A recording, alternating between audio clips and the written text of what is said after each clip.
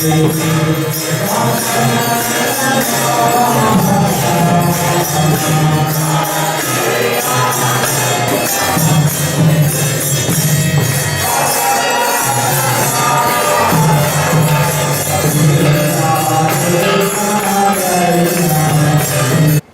Namo Bhagavate Vasudevaya. Om Namo Bhagavate Vasudevaya. Om Namo Bhagavate Vasudevaya. Tasyāyam anayasyāsīt. Parebhyo parābhavaḥ. prakṣīṇebhyaḥ sva-vairibhyaḥ. samṛddhānāṁ surāḥ. Because of your misbehavior toward Bṛhaspati, you have been defeated by the demons. My dear demigods, since the demons are weak, having been defeated by you several times, how else could you, who was so advanced in opulence, be defeated by them?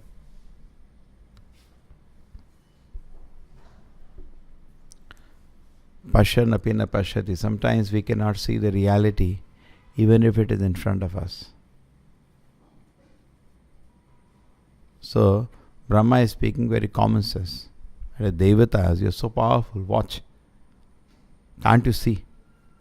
Your all power is lost now. You have defeated the Devata, the demons so many times. They are so weakened by that. But now you have been totally defeated. Right? They could not fight with the demons. So it's a very important principle. Same way in our own spiritual life, sometimes pashyanapi na pashyati. We don't see what is obvious in front of us. We don't see. A condition may be miserable, but we can't see. And everything is nice. How it is nice? Can't you see? Just like the Devatas have been defeated the demons, a devotee is getting defeated by Maya. It is very shameful. Very embarrassing. What is this? You call yourself devotee and you are being, know what? Big things, small things of Maya, tricks you are not able to save yourself from. So can't you see? Pashyanapi na pashyati. We should be able to see that. It's not difficult.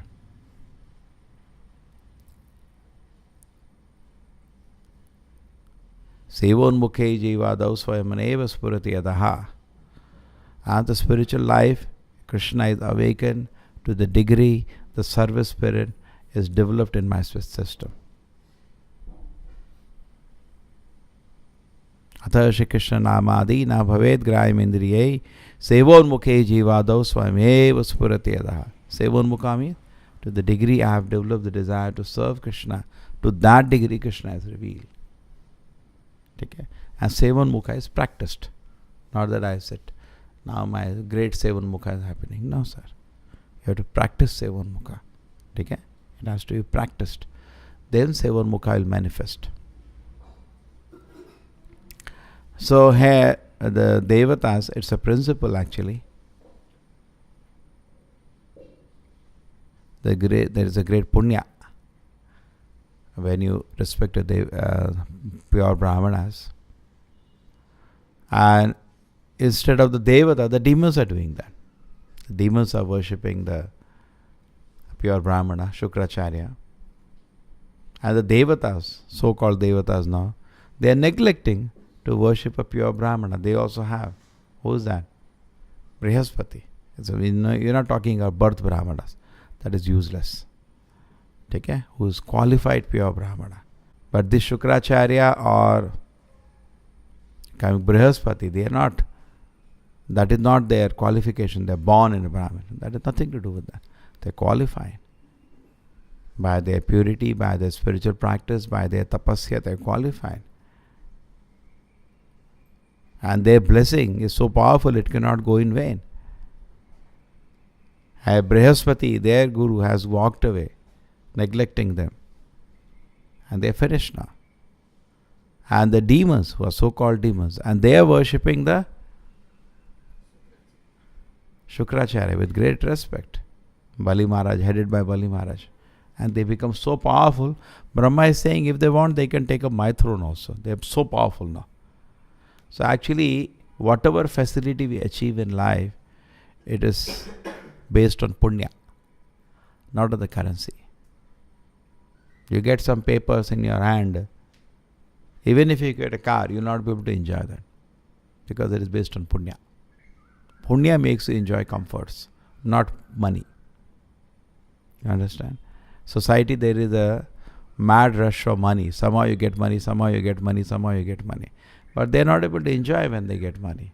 They drink, they smoke, they do some sinful activities and go to hell. They can't able to enjoy. For that you need punya.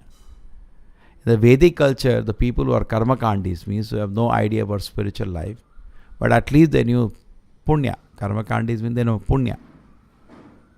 For a devotee, karmakanda, jnanakanda, kevala vishera bhanda. It's only pots of poison. He is not interested. But generally, karmakandis, the pious people in this world, like we were discussing Daksha previously, what do? They try to accumulate punya by various activities. Like we are in a jail. Punya is the record in the hand of the jailer, not your papers, which you call currency. He is recording a punya. Based on that, the jailer may give you a better room to stay, better mat to lie down, better food to eat, less labor. He may choose based on your punya. It is not based on some currency you made inside the jail. He has nothing to do with that. Actually, the currency should be parallel to the punya papa. Then there is no contradiction. What I say, the dharma shastras exactly parallel to that. If something is rejected in the Vedas, government will not allow that. Today, unfortunately, they separated state and religion. They call so-called secular. It's nonsense it is. How it is? How you can separate? Then whom the state is representing? Whoever the leader of the country, is it his father's property, this country? It's God's property. How can he be independent of that? Therefore, all rules are created by vox populi. There's so much they celebrate democracy. So meaningless it is actually. Fools get together and they decide what are the rules. That is called democracy. That's not the best way. There are so many flaws in the system. The principal flaw in the system is that a fool cannot determine what is good for him. Just like even a doctor, when he gets sick, does not prescribe medicine to himself. That's medical ethics. He will go to some another doctor. Say, please you prescribe. Because he is sick now. He should not prescribe. They may do something, but it's not the way it should be done. Okay? The same way, we are here in the material world, we are almost mad. So how can we prescribe for ourselves what is good? Isn't that the major flaw in democracy? People are looking, what is the problem?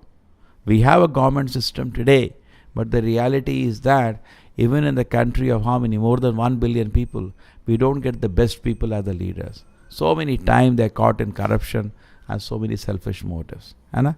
They come putting a band before election that we come to serve the country, but we see that the best man could not be collected. So we are critically analyzing what is wrong with the system. This is fundamental mistake with the system. A person who is sick cannot determine what medicine he should take. So there is another system. Monarchy we are not recommending. That is also wrong. Communism also we are not recommending. That is also wrong. The Vedic system is different. Some other time we will discuss. So the point here is that so what is to be good or bad is not decided by mass. Nowadays everything they do referendum. In a country can we have drugs referendum? And some states in America have passed, legalized now. They have legalized marijuana. Legalized. So many states. Let us make it legal. What is there? People are deciding by referendum. By referendum, they can impeach the prime minister or king in any country. So many countries there. If the mass of people become against, every time a leader, every month they do poll. Do you like the leader? Do you like the leader? What is the system of running the place? Correct? It's nonsense, the system. And if a leader comes and says from tomorrow all cigarette banned, he will get he cannot get election.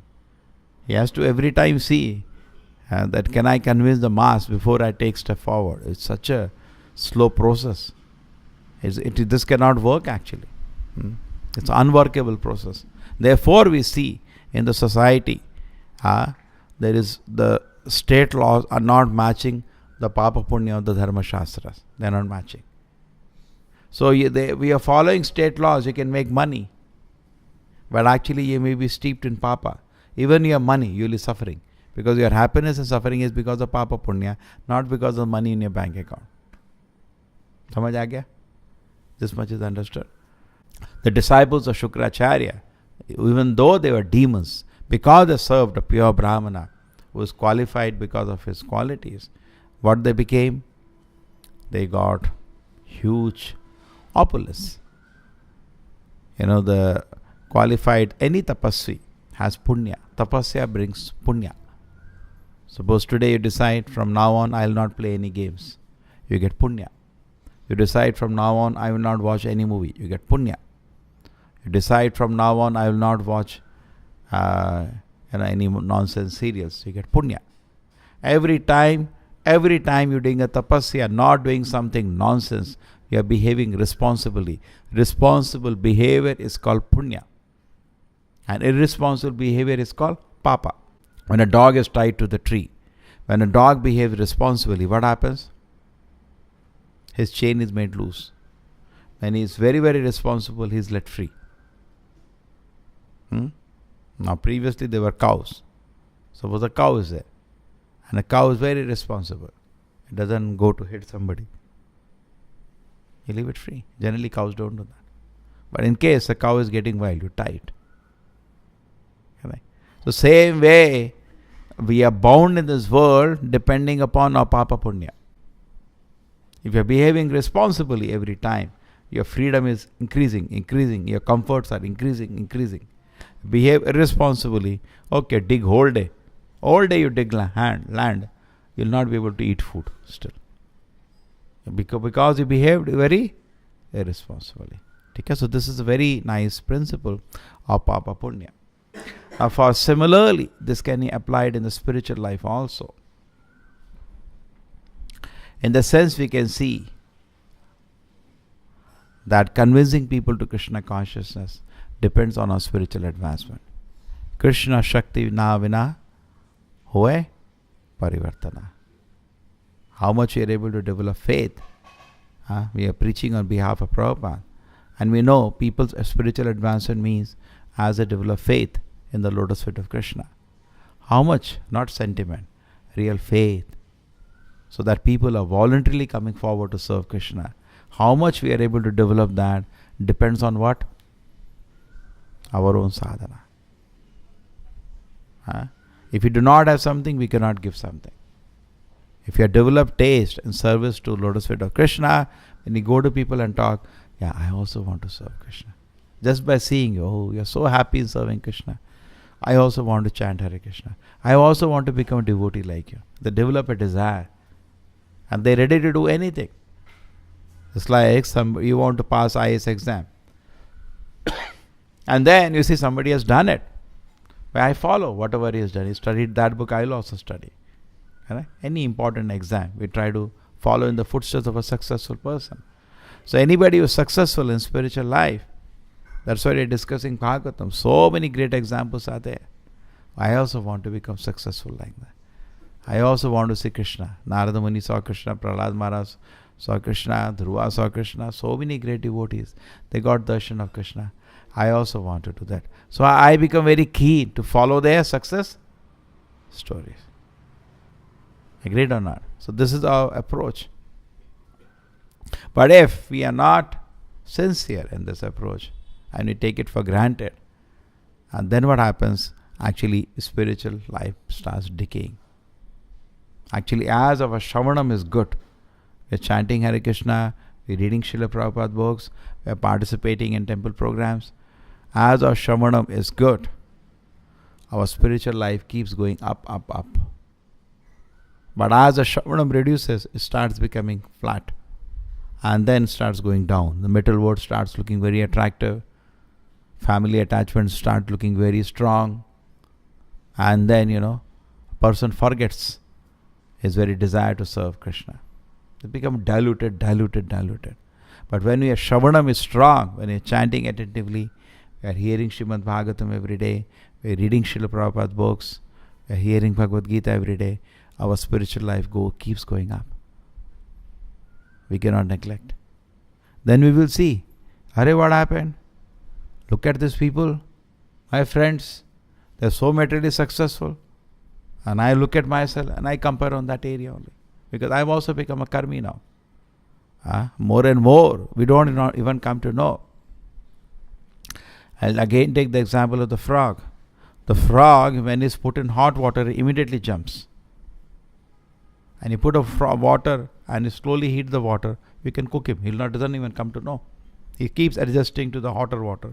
Keep adjusting. And he's cooked, killed.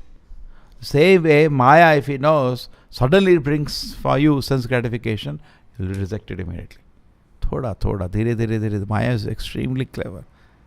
Maya is nothing but the agency of the Lord to test our determination to serve Krishna. Okay? So we should be very careful, therefore. Okay? Not become somebody who is ensnared.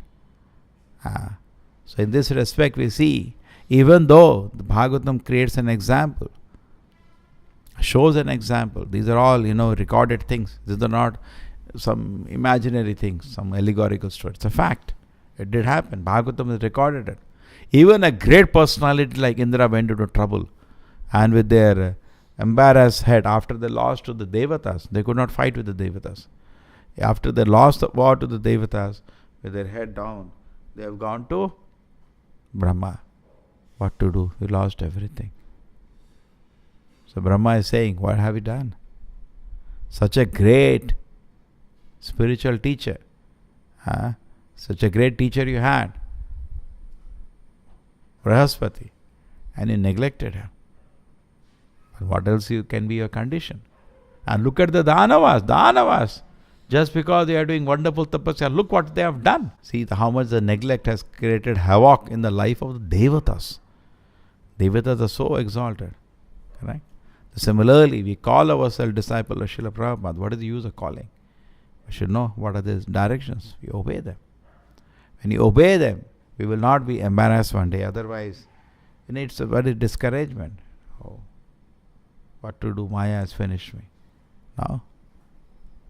Rather, instead of putting our head down, we should be in encouragement.